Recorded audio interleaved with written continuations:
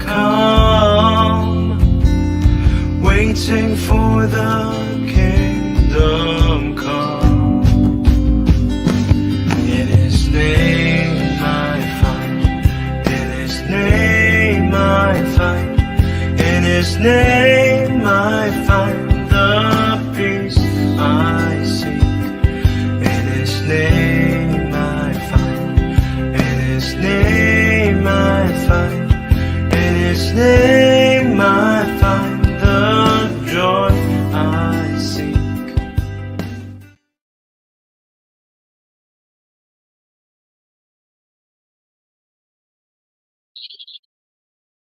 Ya, salam semua, selamat hari Selasa ya, dan kembali kita dari Selasa ini kita akan kembali mendengar pengajaran dari apologet kita yakni Bapak Erben, tapi yang akan membawakan tema mengapa Yesus disunat, namun pria Kristen tidak wajib disunat. Itulah sebelum kita ke Pak Erben, kita akan buka terlebih dahulu dengan doa. Silakan Sister Aling untuk doanya.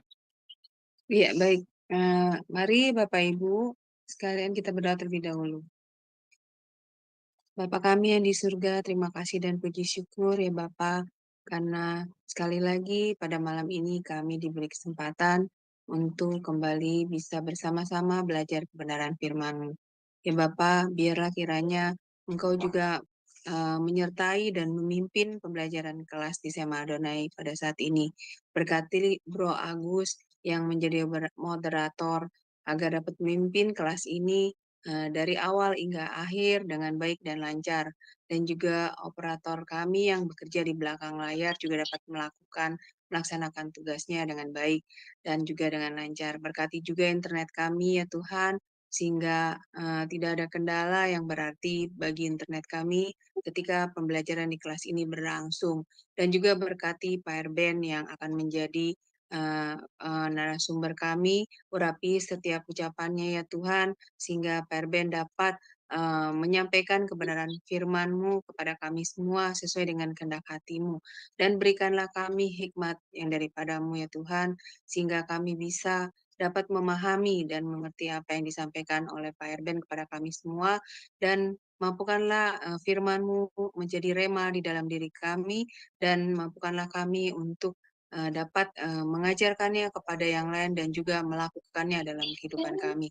Terima kasih ya Tuhan, kami serahkan waktu ini selanjutnya dari awal hingga akhir di dalam tangan-Mu.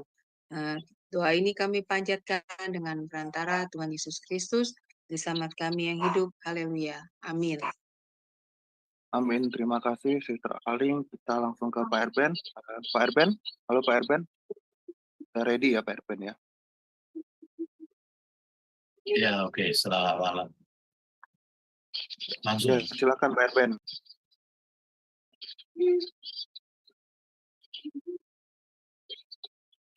Oke ya, teman-teman, malam hari ini tema kita Yesus disunat, mengapa orang Kristen tidak wajib sunat.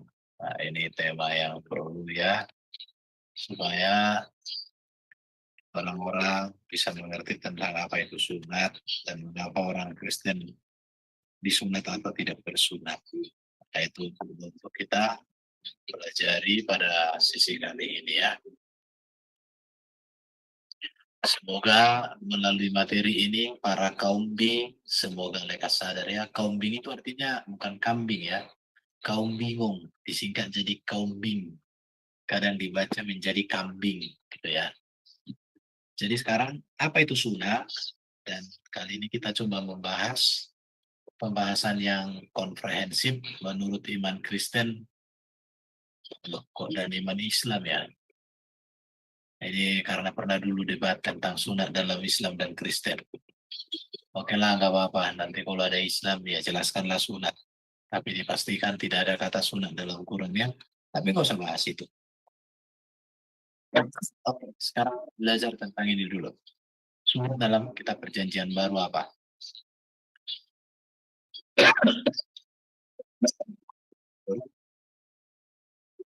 Sunat pertama kali dibicarakan dalam Alkitab pada peristiwa Abraham. Ini harus diingat ini. Jadi sunat pertama kali itu sudah ada dibicarakan sejak zaman Abraham. zaman Abraham dengan zaman Yesus berarti sekitar 2000 tahunan ya, 2000 tahun. Karena zaman Musa 1500 berarti sekitar 2000 tahun. Jadi 2000 tahunan sebelum Masehi sudah ada ajaran sunat. Tepatnya di Kejadian 17 ayat 9 sampai 11. Ini itu sebagai tanda perjanjian ya. Jadi sunat itu tidak berbicara kebersihan secara klinis, bukan. Jadi sunat itu tanda perjanjian kepada Abraham sebagai bangsa yang diberkati dan menjadi berkat bagi bangsa-bangsa. Jadi sunat itu tidak berbicara supaya bersih, bukan. Tetapi itu tanda perjanjian keturunan yang akan Allah berikan kepada Abraham. Maka ada 2 orang anak Abraham. 2 ya. 2 orang yang terkenal. Yang pertama Ismail. Ismail itu dari Hagar. Ya. Kemudian Ishak dari Sarah. Ini terus. Ismail itu lahir bagi Abraham. Pada saat itu Abraham belum bersunat. Dan janji sunat itu diberikan setelah Ismail. Kemudian lahirlah Ishak. Ishak lahir setelah Abraham bersunat. Jadi perjanjian sunat ini berkaitan dengan perjanjian keturunan. Perjanjian bahwa Abraham punya satu keturunan yang menjadi berkat. Jadi sunat itu bukan supaya bersih. Karena kebersihan bukan terletak pada sunat. Karena Adam dan Hawa juga tak bersunat. Karena sunat itu ada di zaman Abraham. Zaman Abraham dengan Adam, waduh jauh sekali. Jadi kalau orang menganggap bahwa sunat itu adalah supaya bersih, berarti bagaimana dengan Adam, bagaimana dengan Nuh, bagaimana dengan Enoch, orang-orang suci. Mari kita baca Kejadian 17 ayat 10 sampai 14. Inilah perjanjianku yang harus kamu pegang. Perjanjian antara aku dan kamu serta keturunanmu. Artinya ini antara aku dengan kamu serta keturunanmu, yaitu setiap laki-laki di antara kamu harus disunat. Perhatikan itu, di antara kamu. Di antara kamu. Ya. Haruslah dikerat kulit hatanmu, dan itulah akan menjadi tanda perjanjian antara aku dan kamu. Bunyinya di sini di antara kamu. Artinya orang-orang yang di sekitar Abraham. Kemudian setiap laki-laki, jadi tidak ada sunat perempuan di dalam Alkitab. Kalau ada ajaran sunat perempuan itu malpraktek, ya. Anak yang berumur 8 hari haruslah disunat. Jadi bukan berumur dia Senin ini harus 8 hari, yaitu setiap laki-laki di antara kamu. Diulang lagi, setiap laki-laki. Artinya sunat perempuan itu bukan dari Tuhan. Dan itu turun-temurun. Baik yang lahir di rumahmu, ini yang pertama ya. Jadi laki-laki yang lahir di rumah Abraham. Jadi yang lahir di rumah Abraham itu yang disunat. Kemudian yang dibeli dengan uang dari salah seorang asing, tetapi tidak termasuk keturunanmu. Jadi yang lahir di rumahmu, yang dibeli dengan uang dari salah seorang asing, walau bukan keturunan Abraham, itu wajib disunat. Kemudian dikatakan, orang yang lahir di rumahmu dan orang yang kau beli dengan uang harus disunat. Maka dalam menimbulkan perjanjianku itu menjadi perjanjian yang kekal. Orang yang tidak disunat, yakni laki-laki yang tidak dikerat kulit hatannya, maka orang itu mesti dilenyapkan dari antara orang-orang sebangsanya. Ia tengah mengingkari perjanjianku. Jadi jelas, sunat itu kepada Abraham dan keturunannya, serta orang asing yang dibeli menjadi hamba-hamba. Dan di sini sebenarnya sudah tergambar ya, apa itu sunat. Jadi sunat itu berbicara tentang perjanjian Allah dengan Abraham yang melahirkan seorang keturunan yang menjadi bangsa yang besar, yang dibangun untuk menjadi berkat bagi bangsa-bangsa. Itulah dari garis keturunan Abraham melalui Ishak. bukan Ismail kedelai liar. Oke. Sunat di dalam perjanjian lama, pada zaman Abraham, sunat diharuskan kepada Abraham dan keturunannya, dan juga kepada setiap orang laki-laki di rumah Abraham, baik yang lahir ataupun yang dibeli, termasuk budak. Bahkan kalau kita baca di dalam Keluaran 4, di 24-26, Tuhan pernah berikhtiar untuk membunuh Musa karena tidak melakukan perjanjian sunat terhadap anaknya. Ketika Musa tidak melakukan sunat terhadap anaknya itu, maka Tuhan berikhtiar untuk membunuh. Kenapa? Karena sunat ini penting bagi bangsa Israel, mengingatkan, menyadarkan Israel tentang janji keselamatan yang Allah sediakan bagi bangsa-bangsa di dunia melalui keturunan Abraham, Ishak, dan Yakub atau Israel. Sunat juga menjadi tanda syarat bagi bangsa asing dapat menjadi anggota persekutuan Israel. Jadi di dalam perjanjian lama sunat itu berlaku bagi bangsa-bangsa lain yang mau menjadi anggota persekutuan umat Israel. Artinya orang-orang Yahudi tidak masuk dalam perayaan ibadah Yahudi ketika mereka telah menyerahkan diri mereka untuk disunat. Keluaran 12. Jadi orang-orang Yahudi kalau mau menjadi orang Yahudi secara ritual keagamaan maka mereka disunat. Nah, di situ. Jadi kalau mau menjadi Yahudi ya harus disunat, itu peraturan. Ya sekarang bagaimana dengan menjadi Kristen? Menjadi Kristen bukan menjadi orang Yahudi. Menjadi Kristen menjadi pengikut Yesus. Kita lihat lagi saat Yosua hendak telah masuk tanah Kanaan, memimpin bangsa Israel, hal pertama yang diperintahkan Tuhan untuk dilakukan adalah perintah sunat. Nah, ini menarik ini ya. Mengapa perintah pertama yang dilakukan oleh Yosua ketika sudah memasuki Kanaan itu adalah sunat? Karena sunat ini mengingatkan perjanjian Allah dengan bangsa Israel. Artinya bahwa bangsa Israel itu diingatkan, selalu diingatkan bahwa mereka adalah anak perjanjian, bahwa mereka lahir bagi Abraham setelah bersunat dan itu memenuhi kriteria perjanjian itu, kriteria itu. Sunat juga dipandang sebagai sebuah tanda khas yang membedakan bangsa Israel dari bangsa-bangsa lain. Jadi sunat itu membedakan bangsa Israel dengan bangsa-bangsa lain dan juga itu mengingatkan tentang janji keselamatan yang Allah sediakan bagi dunia di dalam dan melalui Abraham dan keturunannya. Kemudian teks-teks yang dipengaruhi golongan panglima membuat ketentuan sunat dilakukan pada hari ke-8 sesudah kelahiran. Dan hal itu dilakukan oleh bapak atau keluarga sendiri. Jadi sunat itu harus dilakukan orang tua laki-laki. Ya ini menjadi pertanyaan juga bagi kita tentang Isa Al-Masih. Siapa yang menyunatkan dia kalau itu harus dilakukan oleh seorang bapak? Siapa suaminya Maryam?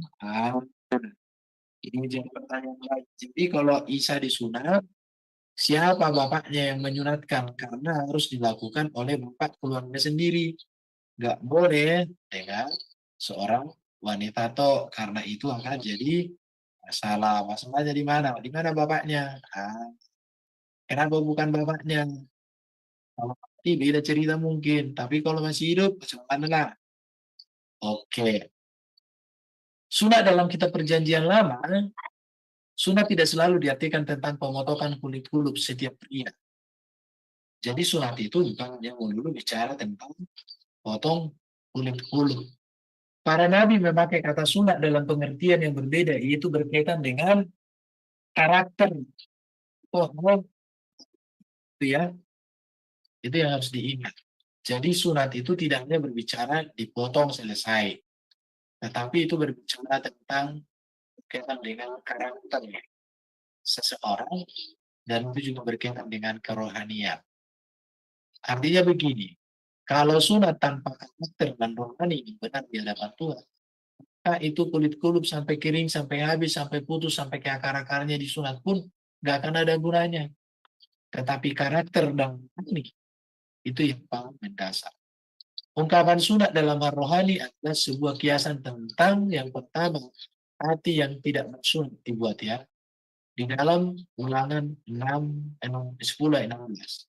Sebab itu sunatlah hatimu dan jangan lagi kamu tegar tengkuk. Bisa kita bandingkan di Yeremia 4 ayat 4, Yeremia 9 ayat 26, dan Yeskiel 44 ayat 7-9 dikatakan, sunatlah dirimu bagi Tuhan dan jauhkanlah kulit katamu, hai orang Yehuda dan penduduk Yerusalem, supaya jangan murkaku mengamuk seperti api dan menyala-nyala dengan tidak ada yang memadamkan oleh karena perbuatan-perbuatan yang jahat. Perhatikan di sini bahwa sunat itu dikaitkan dengan hati nurani yang murni. Jadi perjanjian lama tidak melulu berbicara sunat, potong kulit mulut, bukan. Tapi sunat itu berbicara membersihkan hati dari setiap noda-noda dosa dunia ini. Oke, kita lihat ya. Sunat itu berbicara juga tentang telinga. Kita bisa lihat di dalam Yeremia 6 ayat 10. Kepada siapakah aku harus berbicara dan bersaksi supaya mereka memperhatikan? Sungguh, telinga mereka tidak bersunat. Mereka tidak dapat mendengar. Sungguh, firman Tuhan menjadi cemooh bagi mereka. Dan mereka tidak menyukainya. Jelas, telinga yang tidak bersunat. Bagaimana sunat telinga? Bukan berarti telingamu kau disiris, kau potong-potong. Yang mungkin juga hati yang tidak bersunat. Bagaimana menyunat hati? Kau masuk ke dalam, bawa pisau, kau iris-iris. Bukan. Sunat hati berbicara tentang karakter atau kemurnian rohani yang terbentuk, itu dikaitkan dengan sunat. Oke. Sekarang kita masuk dalam sunat perjanjian baru. Apa sih sunat perjanjian baru ya? Di dalam perjanjian baru, Yohanes Pembaptis disunat. Dan sunat itu dikaitkan dengan pemberian. Jadi sunat itu berkaitan dengan pemberian nama. Makanya namanya diberikan ya. Kita lihat Lukas 1 ayat 59-60. Maka datanglah mereka pada hari yang ke-8 untuk menyunatkan anak itu. Dan mereka hendak menamai dia Zakaria menurut nama bapaknya. Tetapi ibunya berkata, jangan. Ia harus dinamai Yohanes.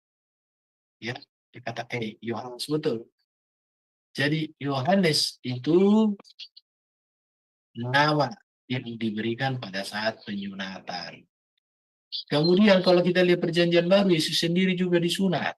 Kita lihat Lukas 2:21. Dan ketika genap 8 hari dan ia harus disunatkan, ia diberi nama Yesus untuk nama yang disebut oleh malaikat sebelum ia dikandung oleh Maria ibunya. Jadi namanya sudah disebutkan. Yesus ya, dan dikatakan harus disunatkan dan ia harus disunatkan.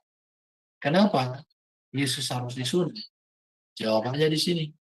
Orang tua Yesus sebagai manusia yang bernama Yesus itu, yaitu namanya Yusuf dan Maria, adalah orang Yahudi.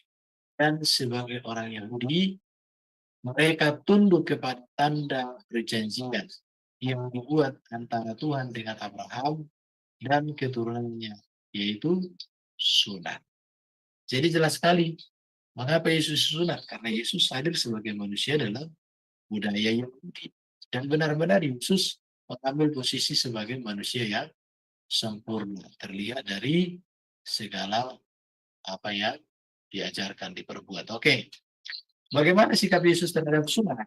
Ini perlu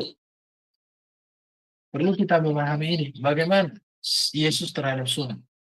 Yesus tidak menghapuskan kitab Taurat para nabi. Kita baca Matius 5:17 sampai 18 dan 48. Dikatakan oleh Yesus, janganlah kamu menyangka bahwa aku datang untuk meniadakan hukum Taurat atau kitab para nabi. Aku datang bukan untuk meniadakannya, melainkan untuk menggenapinya.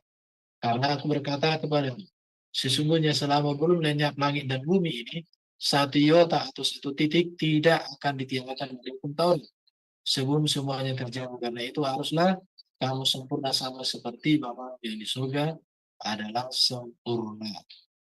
Jadi seluruh hukum-hukum dalam perjanjian lama itu tidak ditiadakan, tetapi Yesus genapi dan Yesus sempurnakan. Itu yang harus. Yesus mengajarkan bahwa sunat itu bukan ajaran yang berasal dari Musa, tetapi dari nenek moyang Abraham. Yang tidak catat. Jadi ajaran sunat bukan dari Abraham, bukan dari Yesus. Tetapi ajaran sunat itu sudah dikatakan bahwa ajaran itu bukan berasal dari Musa, tetapi dari nenek moyangnya, yaitu Abraham. Jika kita lihat Yohanes 7 ayat 22-23. Musa menetapkan suatu supaya kamu bersunat. Sebenarnya sunat itu tidak berasal dari Musa, tetapi dari nenek moyang kita.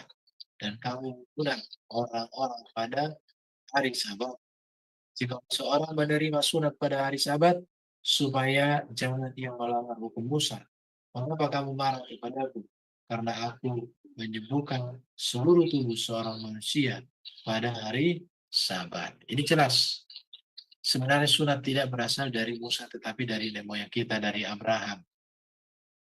Bagi Yesus, ini catatannya, melakukan hukum Taurat tanpa keadilan belas kasihan adalah dan kesetiaan, yaitu sunat hati, sunat telinga. Itu yang kesia-siaan. Jadi Yesus tidak terfokus sunat atau tidak bersunat. Tetapi fokus Yesus adalah melakukan hukum. Harus di keadilan, belas kasihan, dan kesetiaan. Jangan sampai melakukan hukum, tapi tanpa kasih, tanpa firman, tanpa belas kasihan, dan tanpa kesetiaan. Itu sia-sia. Mari kita lihat Matius 23. Semua pekerjaan yang mereka lakukan hanya bermaksudkan supaya orang. Mereka memakai tali semuanya yang lebar dan jubah yang panjang. Celakalah kamu ahli-ahli Taurat, orang-orang Farisi, dan kamu orang-orang munafik. Sewan-cawan dari pinggang kamu bersihkan sebelah luarnya, tetapi sebelah dalamnya kamu penuh rampasan dan kekerasan. Hai orang Filistin yang buta, bersihkanlah dahulu sebelah dalam cawan itu, maka sebelah luarnya juga akan bersih. Jadi dari sini kita melihat bagi Yesus melakukan hukum Taurat tanpa keadilan, kasih, dan kesetiaan, itu namanya sunat yang palsu. Dan itu tidak berkenan di hadapan Tuhan. Karena bukan tentang kamu bersunat secara lahiriah, tetapi lebih kepada bagaimana karakter Kristus ada pada diri masing-masing. Kita lihat ya, bagaimana para rasul terhadap sunat. Para rasul tentu mengikuti sikap dan ajaran Yesus, pasti. Rasul Paulus tidak pernah menentang ajaran Yesus. Petrus tidak pernah menentang ajaran Yesus, Yohanes, dan semuanya. Mereka tidak menentang dan tidak membuang ajaran Yesus. Atau tidak membakar, atau tidak dibuang ke sungai, enggak. Rasul Paulus mengikuti sikap dan ajaran Yesus. Sebagaimana sikap Yesus terhadap hukum Taurat dan kitab para nabi, demikian juga para rasul. Yaitu tidak menghapus kitab Taurat dan para nabi, tetapi memberikan pemahaman makna yang baru dan seharusnya. Ini ya. Jadi tidak menghapus kitab Taurat dan kitab para nabi, tetapi memberikan pemahaman yang baru dan seharusnya tentang firman. Yang berikut kita lihat para rasul sebagai orang Yahudi tentu mengerti ketentuan hukum yang tertulis dalam kitab Taurat dan kitab para nabi, termasuk tentang hukum sunat. Bagi para muslim melakukan sunat tanpa pertobatan adalah sia-sia. Jadi melakukan sunat tanpa pertobatan adalah sia-sia, gak ada gunanya. Kemudian kita lanjut, sunat tidak diharuskan untuk orang non-Yahudi. Contoh Kasus 15 ayat 1-3. Sunat itu memiliki arti atau guna jika melakukan hukum Taurat. Roma pasal 25. Orang tidak bersunat tetapi melakukan hukum Taurat sama dengan orang yang disunat. Kebenaran karena iman bukanlah karena sunat. Tapi kebenaran karena iman adalah perjumpaan, pengalaman persekutuan dengan Allah. Perhatikan di sini, hidup dalam Kristus jauh lebih penting daripada sunat. Iman yang nyata dan isi lebih penting daripada melakukan sunat. Artinya apa di sini? Bukan berarti sunat itu pada manfaatnya, nggak ada nilainya. Sunat itu memiliki esensi yang sangat dalam. Tetapi jika hal itu dilakukan, hanya dilakukan begitu saja, tanpa berdampak ke depannya, itu namanya kolok-kolok. Ya? Jadi hidup dalam krisis jauh lebih penting daripada sunat. Iman yang nyata dalam kasih lebih berarti daripada melakukan sunat. Orang-orang percaya tidak dibenarkan karena melakukan hukum Taurat. Tetapi melakukan hukum Taurat bukan lagi untuk memperoleh keselamatan, melainkan karena mengasihi Tuhan dan memberikan anugerah keselamatan. Jadi Kita melakukan hukum Taurat masuk surga. Tapi kita melakukan hukum atau kita melakukan peraturan-peraturan karena kita adalah warga kerajaan surga. Oke. Sekarang Paulus terhadap sunat, mari kita lihat ya. Paulus sebelum bertobat, Paulus sendiri disunat sesuai dengan hukum perjanjian Tuhan dengan Abraham yang tertulis dalam kitab Taurat. Ya, tertulis dalam kitab Taurat.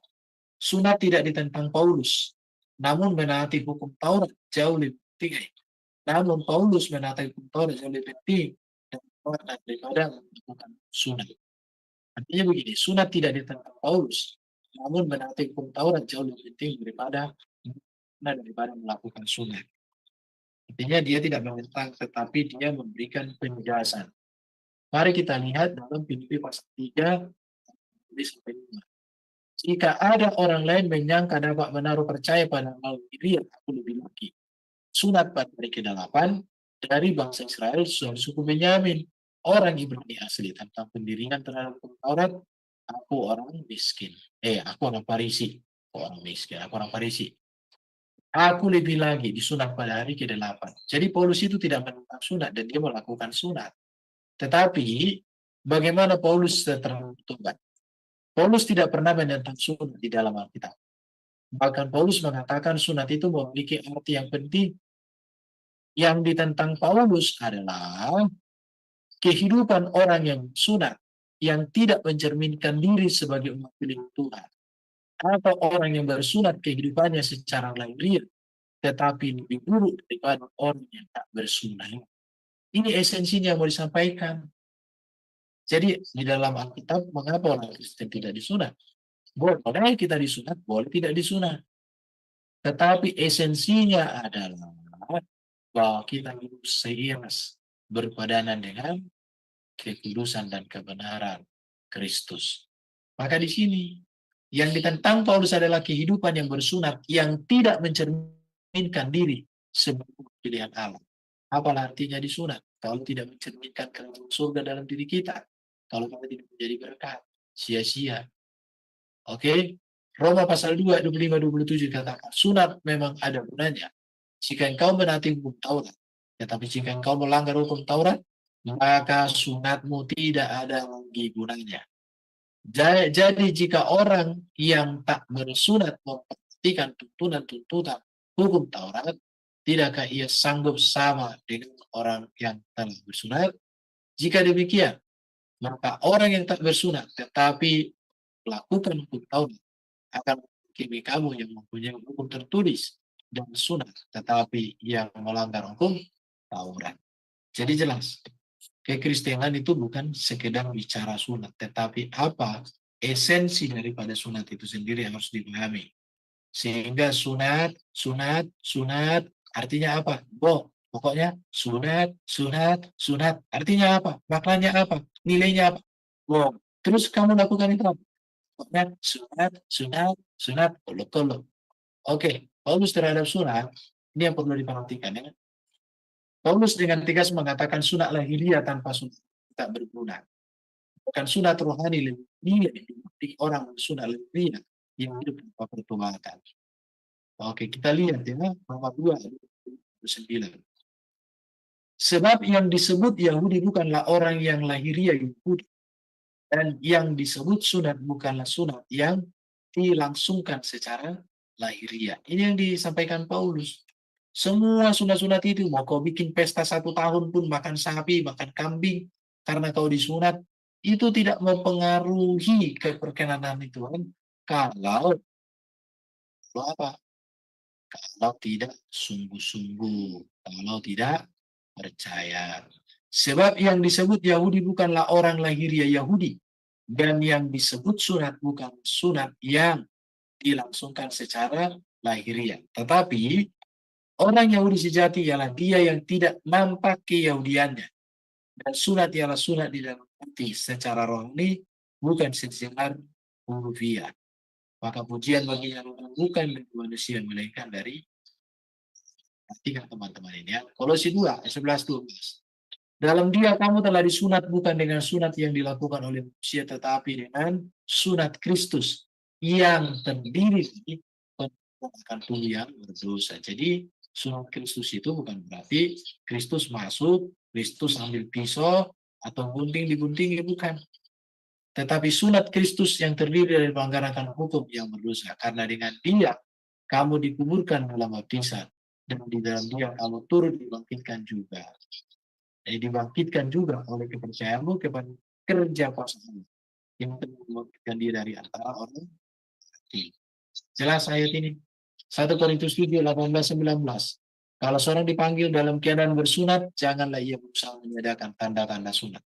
Ya kalau kamu sudah dalam keadaan bersunat, kemudian kamu menjadi apa?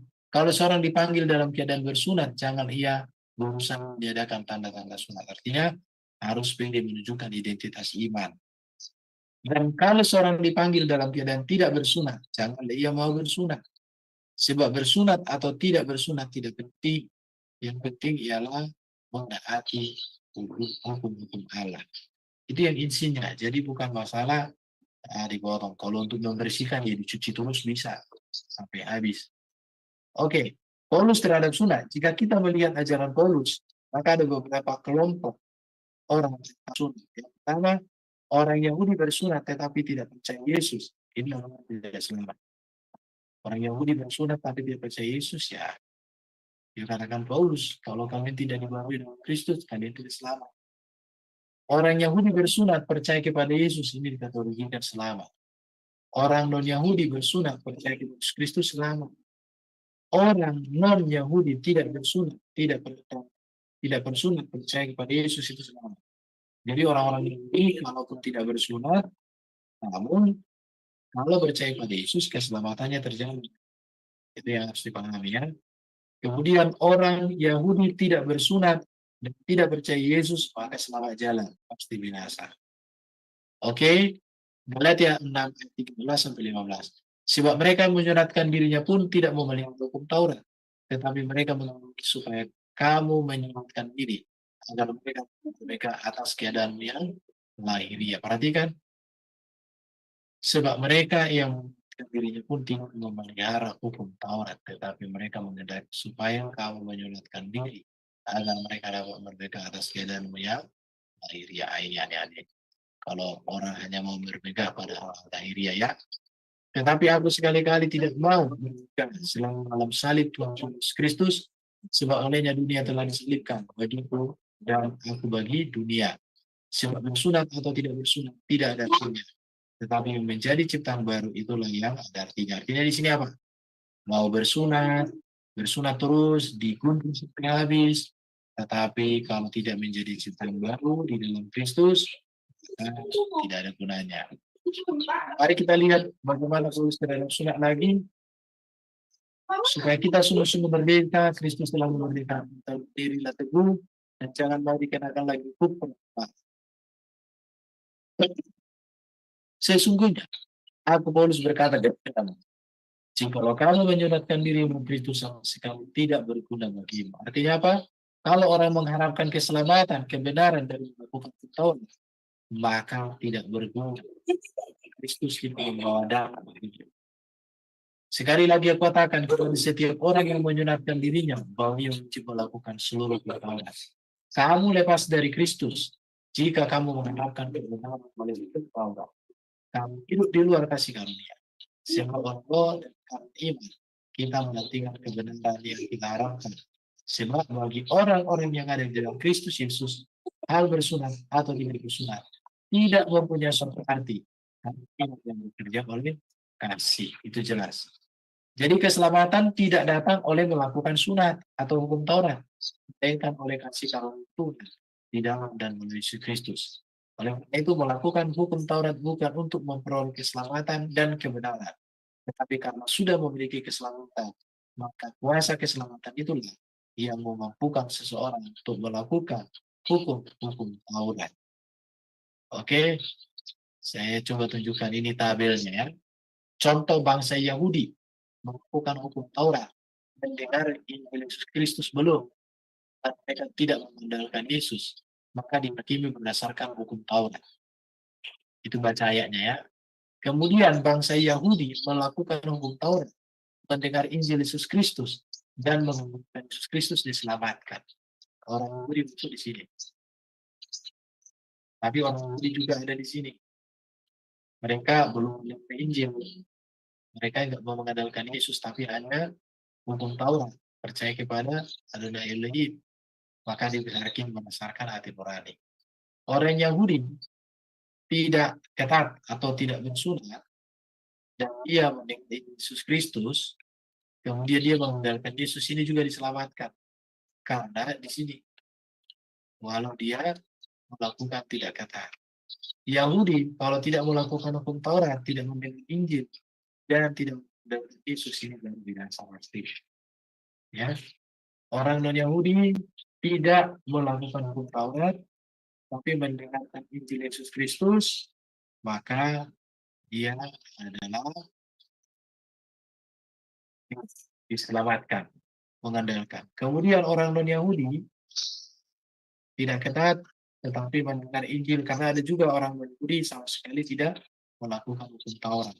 Tetapi ini dilakukan namun tidak ketat. Nah ini, kalau dia ada pada posisi iya dan posisi iya, maka kategorinya diselamatkan.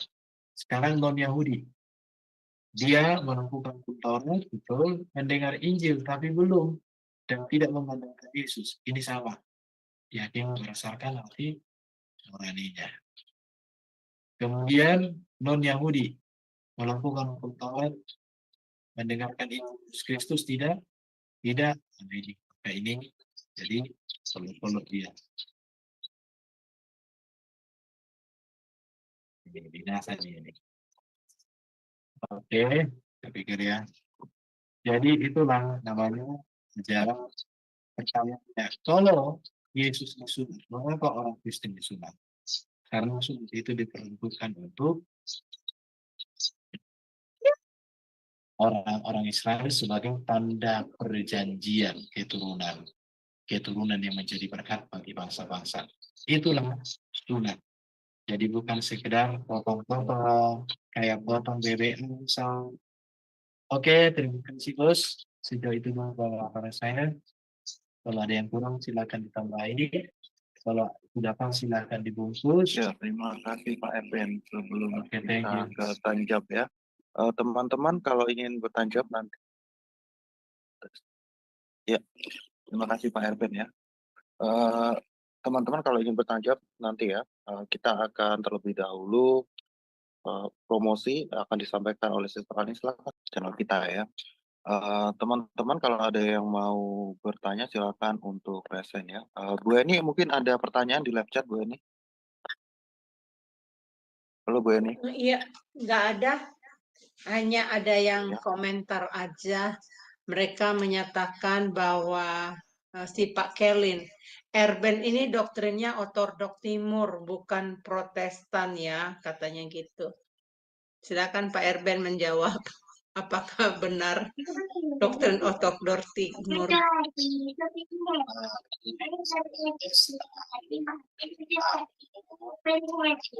Suara anak Pak Erben. Maaf.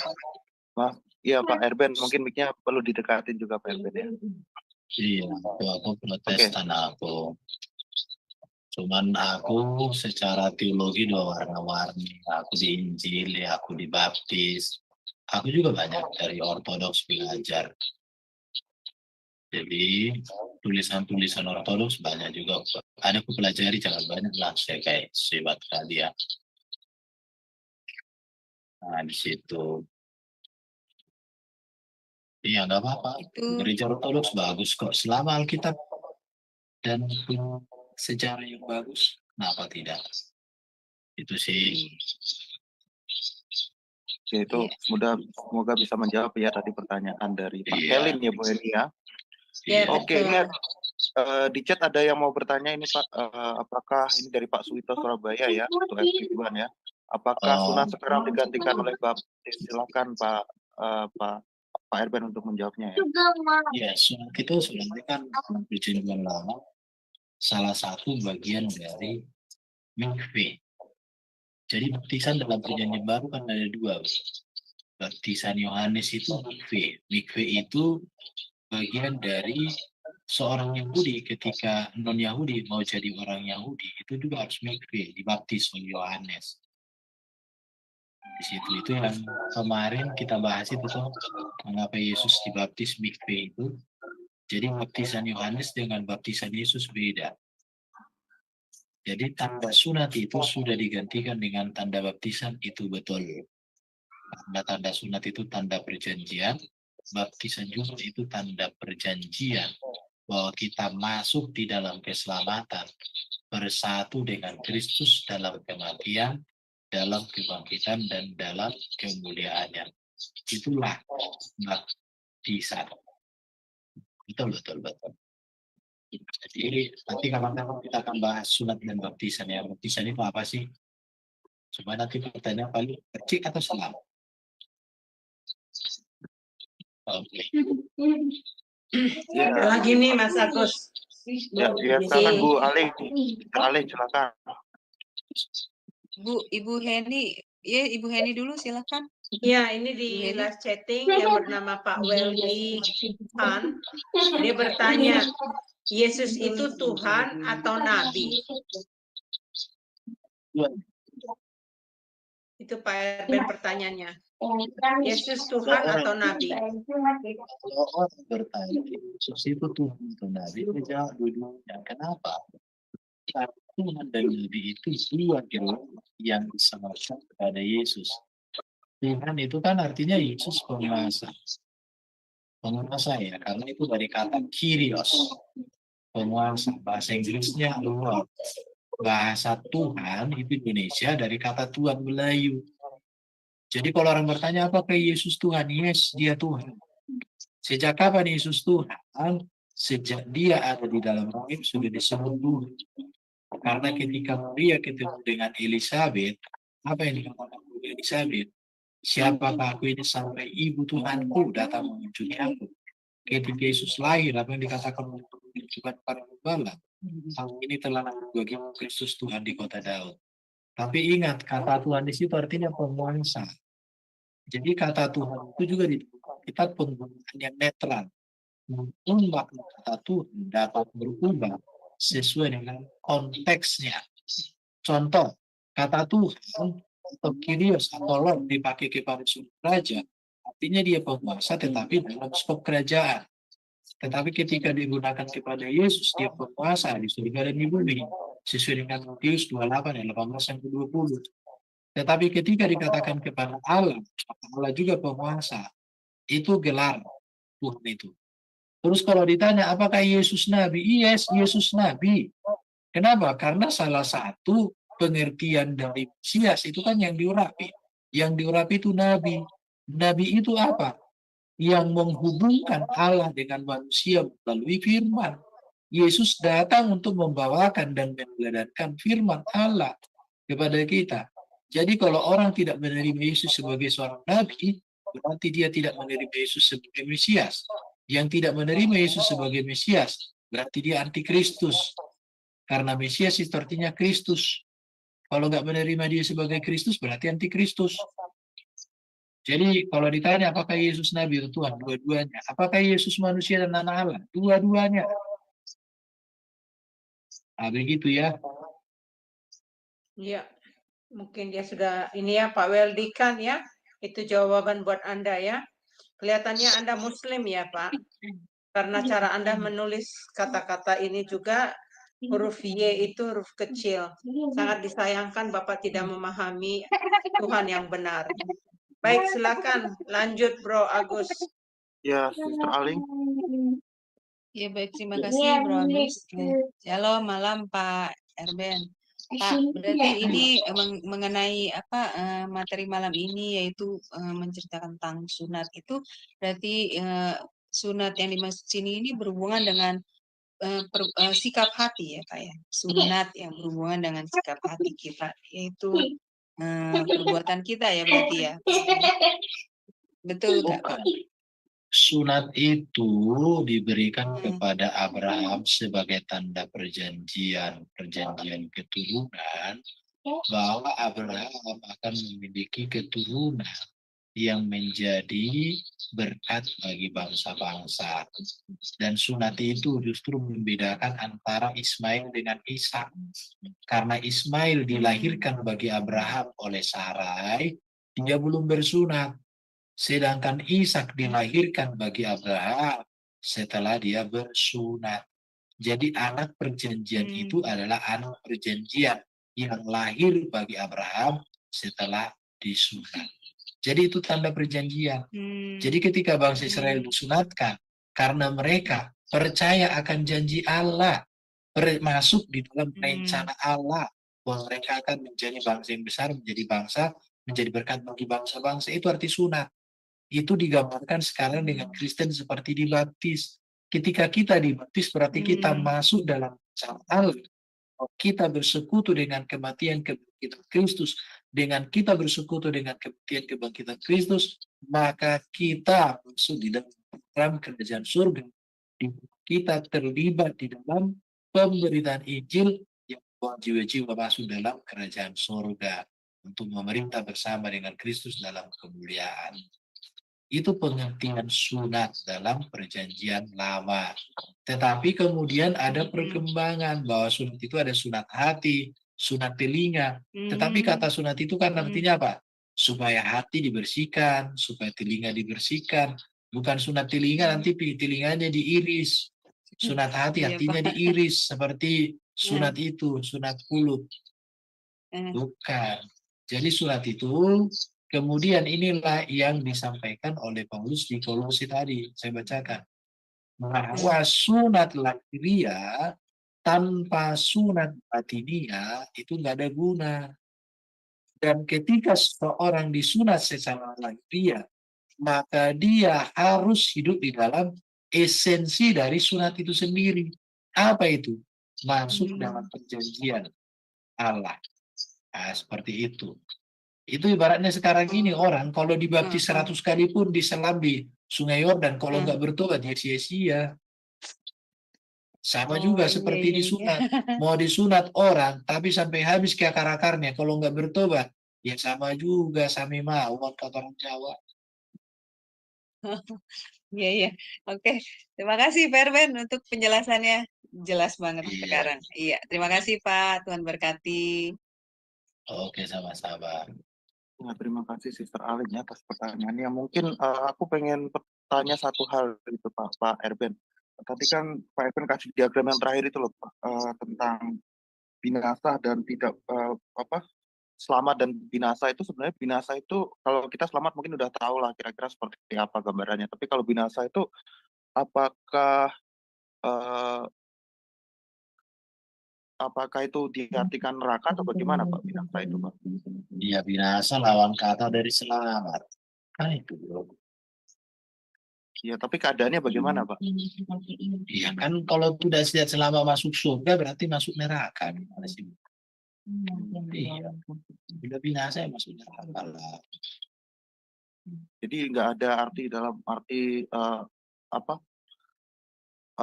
dia dari ketiadaan menjadi ketiadaan itu nggak ada ya Pak ya. Jadi binasa harus itu neraka. binasa itu neraka itu jangan berpikir kayak api-api gitu doang ya. Neraka itu berbicara keterpisahan dari Allah untuk selama-lamanya, itu neraka. Surga itu artinya bersekutu dengan Allah selama-lamanya. Jadi neraka itu keterpisahan dari Allah yang digambarkan dengan penderitaan. Bahkan kata Gehenna itu seperti digambarkan dengan tempat pembuangan sampah yang ada di Israel, di mana tempat sampah ini apinya menyala 24 jam, dan di sana terus-menerus menyala api itu, tidak pernah padam. Jadi neraka digambarkan dengan keadaan itu artinya apa? Bahwa keterpisahan dengan Allah itu adalah suatu keadaan yang paling menderita, suatu keadaan yang sangat menyedihkan, suatu keadaan yang sangat menakutkan. Itu pengertiannya. Ini gambaran tabelnya. Jadi binasa itu sama seperti Yudas. Tidak ada seorang antara kami yang tidak akan binasa kecuali dia yang telah ditetapkan katanya. Kata binasa di situ saya lupa, tapi artinya binasa tidak memang kita digunakan beberapa kali semua selalu bermakna lawan kata dari keselamatan. Coba aku cari Yudas binasa. Aku gali itu kata binasa. Ya, Ya, oke Pak Erben, udah bisa dimengerti. Ada lain yang mau bertanya? Kalau nggak ada, mungkin Pak Erben bisa tutup dan konklusinya dan tutup dengan doa, silakan. ini ada kata binasa.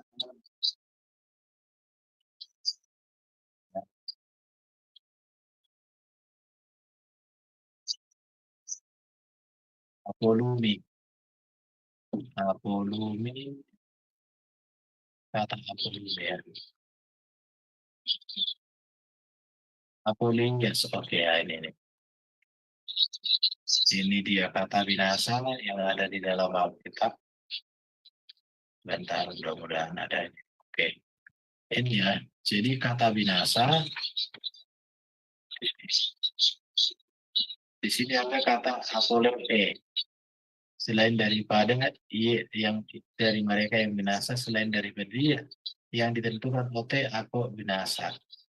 Ini kata apolete. Nah, ini apolete. Kita lihat ya. Itu digunakan 18 kali di dalam perjanjian baru.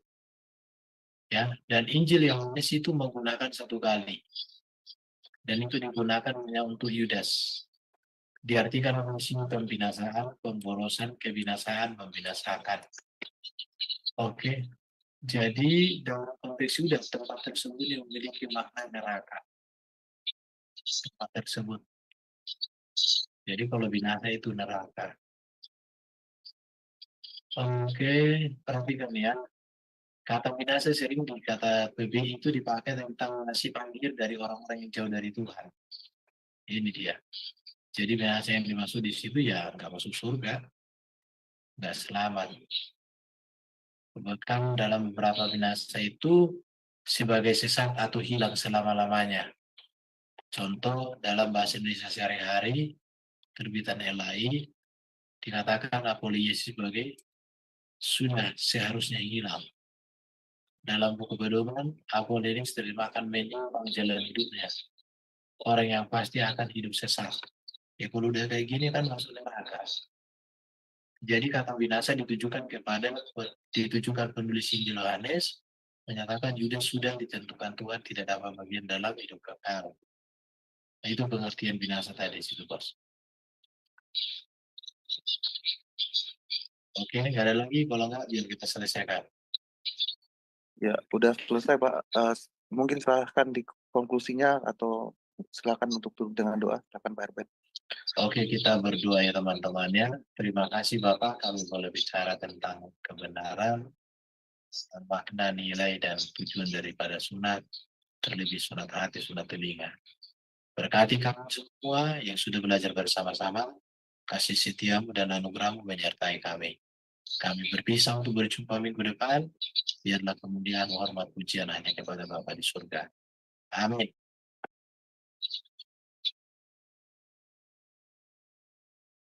Amin. Oke, ya, kita akan berjumpa kembali minggu depan dengan Pak Erben ya. Dan jangan lupa teman-teman, setiap hari Senin sampai Sabtu kita ada acara renungan pagi.